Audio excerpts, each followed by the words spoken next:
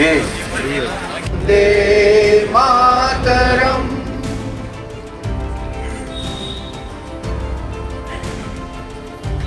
सलामियां दो।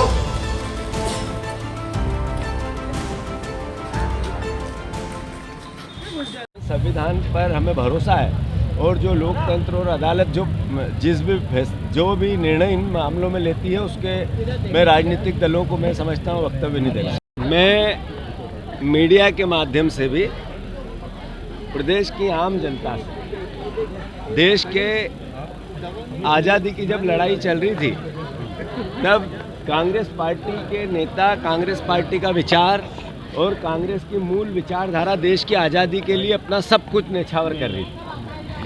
और जब देश की आज़ादी की भावना में आर्थिक सहयोग की बात आती थी तो देश के नागरिक, देश के आम नागरिक उसमें सहयोग करते थे। कांग्रेस पार्टी ने भी नेशन फॉर डोनेट का एक कार्यक्रम चलाया है। अब गणतंत्र की रक्षा का सवाल है तो मैं मानता हूँ, मुझे खुशी है कि मध्य प्रदेश उसमें पहले 5 राज्यों में है और आज वो पहले 4 राज्यों में हो जाएगा। आने वाले समय में हमारी कोशिश है मध्य प्रदेश के एक एक कार्यकर्ता की, एक एक आम नागरिक की, एक एक नेता की, कि हम पहले नंबर पे हों। और मुझे पक्का विश्वास है, भरोसा है कि मेरे प्रदेश के परिवार के लोग नेशन ऑफ डोनेट में ऑनलाइन कांग्रेस पार्टी का जो अभियान है उसमें सहयोग करें। और मैं मीडिया के माध्यम से भी अनुरोध करता हूं कि जो साथी लोकतंत्र में विश्वास रखता है, संविधान की रक्षा करना चाहता है, कांग्रेस की आइडियोलॉजी को बिलीव करता है, उसमें भरोसा रखता है, वो सब इसमें बढ़ चढ़कर सहयोग करें। ये हमारे लिए आम नागरिक की, आम जनता की पार्टी है कांग्रेस पार्टी, और आम जनता के सहयोग से इस पार्टी को ताकत मिलेगी। इसलिए मैं आप सबसे ये प्रार्थना करता हूँ। तो फिर अक्षर से संविधान की भावना होती है कि उसका वो पालन करे। दुख है इस बात का कि प्रदेश के 2 महीने की, लगभग 1 महीने 45 दिन की जो सरकार है, आज गणतंत्र की बातें और भाषण तो खूब होंगे पर एक शब्द भी उस संविधान की, उस मूल भावना की जो आपने जनता के सामने प्रेषित किया, उस पर आप मूल बात प्रदेश के सामने लेके आए, इस सरकार ने नहीं किया। जो हमारे लिए, मध्य प्रदेश के वासियों के लिए एक चुनौतीपूर्ण प्रश्न खड़ा करता है।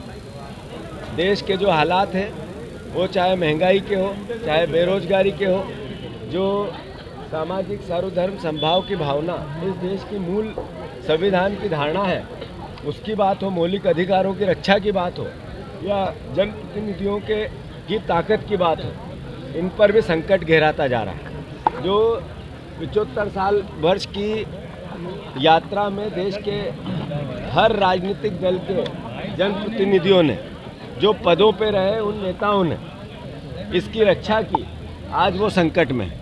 आप देखो कि 145 सांसदों को संसद से बाहर करके कानून पास करवा लेना, ये तो मूल धारणा नहीं थी संविधान की। विधानसभा से विधायकों को निष्कासित कर देना, ये धारणा नहीं थी संविधान की।